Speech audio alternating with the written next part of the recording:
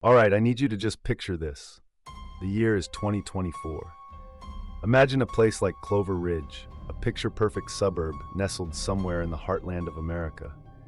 The kind of place where kids ride bikes down tree-lined streets, where neighbors wave from their porches, and where the biggest drama is usually who forgot to take their trash cans in. It was a community that exuded safety, trust, and a comforting sense of predictability. People knew each other, shared backyard barbecues, and their doors often stayed unlocked, a testament to the peace they felt. And at the center of this idyllic scene, right on Elm Street, lived Mr. Arthur Finch, a fictional name for this narrative. Arthur was, by all accounts, the epitome of the perfect neighbor. He was in his late 60s, retired from a quiet accounting job with a shock of neatly combed white hair and a perpetually gentle smile. He was the kind of man who always seemed to be puttering in his immaculate garden, his rose bushes the envy of the entire block. He volunteered at the local animal shelter, brought over fresh-baked cookies to new residents, and was always the first to offer a helping hand with a flat tire or a leaky faucet. Parents trusted him implicitly. Kids adored him, affectionately calling him Grandpa Arthur. He was utterly, completely, reassuringly unremarkable. Living just 2 houses down from Arthur was the Peterson family, also fictional names, Sarah and Mark, with their 2 young children, Lily and Ethan. They had just moved to Clover Ridge a year prior, seeking exactly this kind of peaceful, family-friendly environment. Arthur Finch had been one of the first to welcome them, bringing over a warm apple pie and offering tips on the best local schools. Sarah often shared coffee with him over their shared fence line, chatting about local gossip or the weather. They saw him as a sweet, harmless fixture of the neighborhood, someone you could always rely on, a comforting presence. There were, perhaps, a few tiny, almost imperceptible quirks. Sometimes Arthur's gaze would linger a moment too long when Lily and Ethan played in their yard, or a rare, fleeting flicker in his eyes, quickly masked by his habitual smile, that hinted at something else, something strange, dark, and mysterious. But these were easily dismissed. "Oh, that's just Arthur being Arthur," Sarah would tell herself, brushing off a feeling she couldn't quite articulate. "He's just fond of the kids." The illusion of safety in Clover Ridge was absolute. No one suspected that behind Mr. Arthur Finch's perfectly trimmed rose bushes and his kind, grandfatherly smile, a chilling darkness lay hidden. The veneer of normalcy was so thick, so convincing, that it blinded everyone to the truly creepy truth. The monster wasn't in the woods or a faraway city. The monster lived right next door. The idyllic peace of Clover Ridge continued, yet for the Peterson family, particularly Sarah, a subtle, almost imperceptible sense of unease began to creep in, like a shadow lengthening just out of sight. It started with small things, easily dismissed, but in hindsight, they were the first chilling signs that Mr. Arthur Finch's carefully constructed persona was beginning to fray. One of the first noticeable oddities was Arthur's unsettling fixation on Lily and Ethan. While initially charming, his inquiries about the children became increasingly detailed. He'd ask Sarah about their daily routines, their favorite toys, even what time they went to bed, far beyond typical neighborly interest. He'd often be in his garden, seemingly absorbed in his roses, but Sarah would occasionally catch him watching her kids play with an intensity that made her skin crawl. "Oh, he just loves children," Mark would reassure her, but a knot of discomfort would tighten in Sarah's stomach. Then came the unexplained events, small, creepy occurrences that disturbed the Peterson home. A child's toy moved from where it was left. A window that Sarah swore she'd locked would be found slightly ajar. Footprints too large for the children would occasionally appear in the soft earth of their flower beds near the fence line. These incidents were always rationalized. "I must have forgotten," or "it was just the wind." No one considered Arthur. He was too sweet, too old. But the unease lingered, a quiet hum beneath the surface of their comfortable lives.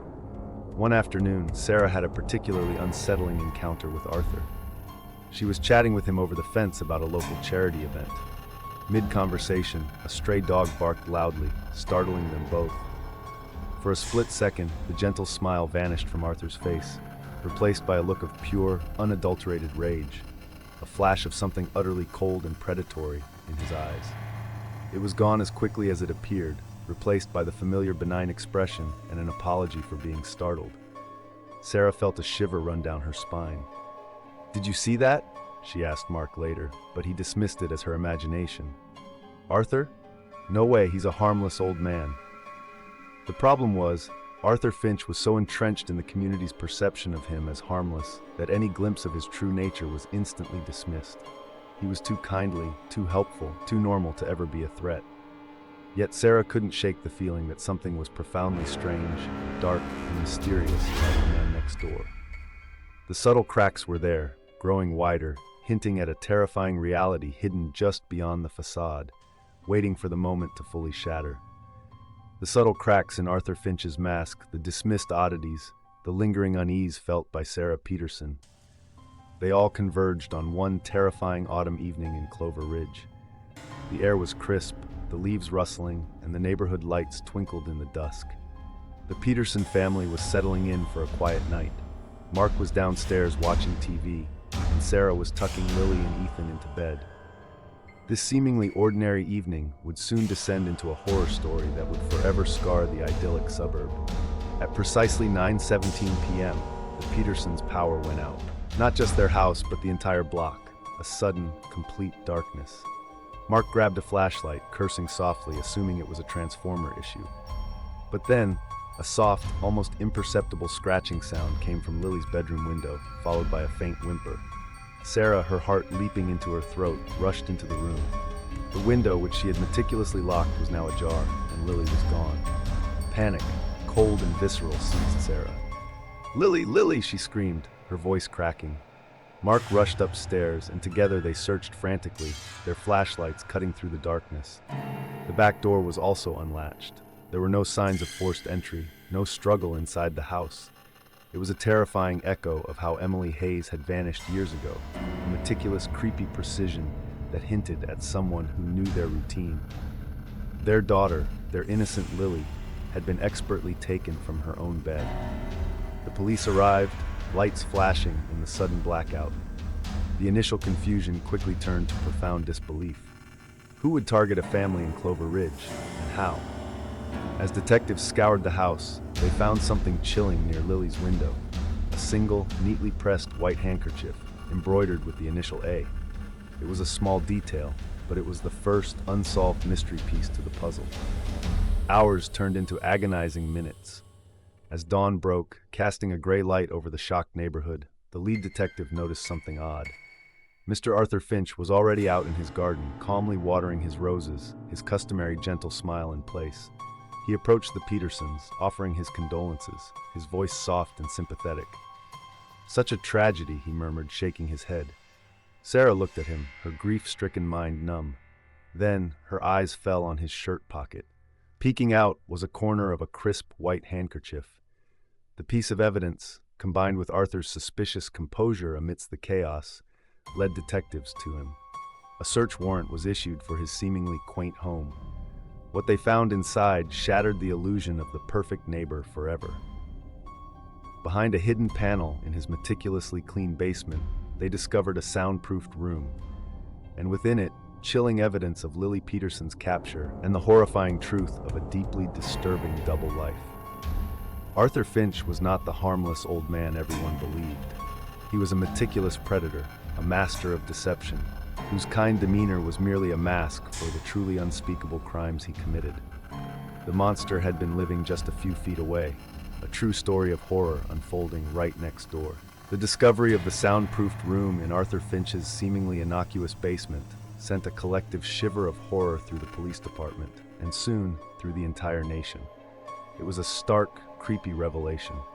The seemingly gentle old man was, in fact, a meticulous and deeply disturbed predator.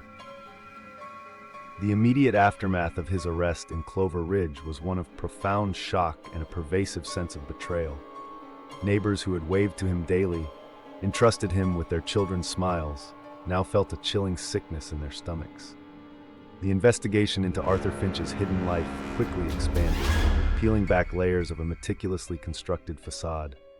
Detectives scoured his home, finding meticulously organized journals detailing his perverse fixations, his chilling observations of families in the neighborhood, and even his dark fantasies. The unexplained events at the Peterson home, the moved toys, the unlatched window were no longer dismissed as accidents. They were revealed to be part of Finch's calculated preparations, his subtle incursions designed to test vulnerabilities and familiarize himself with the layout of his targets' lives. Further investigations revealed a far more disturbing truth. Finch had lived in several other quiet suburban communities throughout his life. A pattern began to emerge, a move every few years, often following unexplained disappearances or cold cases in his previous neighborhoods. Cases that had gone unsolved due to lack of evidence or a focus on outsiders. With the advent of modern forensic technology and a national database, investigators began to link Finch to two other child abductions from decades prior, each bearing unsettling similarities to Lily Peterson's case. He wasn't just a recent monster, he was a long-operating, highly skilled, and utterly ruthless serial predator, a strange, dark, and mysterious evil that had slipped through the cracks for far too long. The psychological profile that emerged was terrifying. Finch was a master manipulator, a high-functioning psychopath who harbored no empathy. His friendly demeanor wasn't genuine.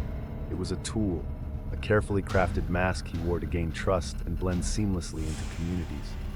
He thrived on the illusion of normalcy, finding satisfaction in operating right under the noses of unsuspecting victims, a horror story playing out in plain sight. He had lived a chilling double life, a seemingly benevolent figure by day and a hidden monster by night. The impact on Clover Ridge was catastrophic. The quaint, trusting community was shattered. Neighbors looked at each other with suspicion, wondering what other hidden evil might lurk behind closed doors. Children, once free to roam, were now kept under vigilant watch. The innocence of the neighborhood was gone, replaced by a lingering fear and a profound understanding that the most terrifying monsters are often the ones you invite in for coffee. Arthur Finch had not just committed a crime, he had irrevocably poisoned the very foundation of their sense of security.